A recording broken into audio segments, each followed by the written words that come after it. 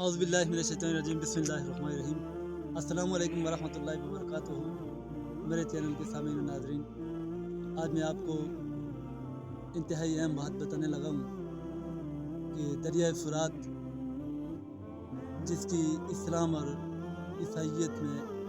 انتہائی اہمیت ہے، عیسائیت میں بھی اس کو انتہائی اہم سمجھا جاتا ہے اور اسلام میں بھی، اور یہاں تک سب کا اتفاق ہے کہ دریائے فرات کا پانی جنت سے آتا ہے۔ حضور نبی کریم صلی اللہ علیہ وآلہ وسلم کا ارشاد ہے، حدیث پاک کا مفہوم ہے کہ قیامت اس وقت تک قائم نہیں ہوگی جب تک دریائے فرات کا پانی خشک نہیں ہو جاتا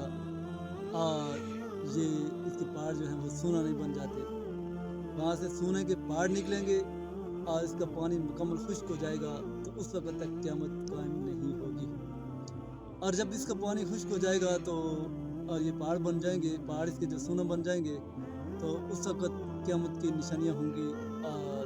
قیامت قائم ہو جائے گی۔ اب دریائے فرات کے تہہ سے حال ہی میں کچھ عجیب و غریب قسم کی غاریں برآمد ہوئی ہیں۔ وہ انتہائی مضبوط دیواروں کی غاریں ہیں اور عجیب و غریب قسم کی غاریں ہیں۔ ان کی دیواروں پر عجیب و غریب قسم کی کوئی زبان لکھی ہوئی ہے، جو زبان آج تک کسی نے نہیں دیکھی، نہ ہی کسی نے سنی ہے، نہ ہی کچھ لکھا ہوا ایسا دیکھا ہے۔ جو عجیب و غریب قسم کے الفاظ وہاں پر لکھے ہوئے ہیں، اور ماہرین اس بات میں غور و فکر کر رہے ہیں اور غور و فکر کر کے انتہائی نتیجے پر پہنچنے تک ابھی تک ناکام رہے ہیں کہ یہ غاریں کیسے ہو سکتی ہیں، یہاں پر کیسے بنائی گئی ہیں، کس نے بنائی ہے، کیوں بنائی ہے۔ بہرحال قرب قیامت کی نشانی یہ ہے کہ دریائے فرات کا پانی خشک ہو جائے گا، اور یہ بھی انکشاف ہوا ہے کہ دریائے فرات کا پانی کافی حد تک خشک ہو چکا ہے، اور جو پہاڑ وہ سونے کے پہاڑ بن جائیں گے،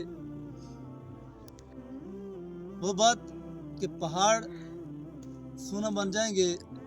یا سونے کے پہاڑ وہاں سے برآمد ہوں گے، تو وہ نشانی ابھی باقی ہے۔ بہرحال پانی کا خشک ہونا، دریائے فرات کا پانی کافی حد تک خشک ہو چکا ہے، یہ قرب قیامت کی نشانیوں میں سے ایک نشانی ہے۔ اور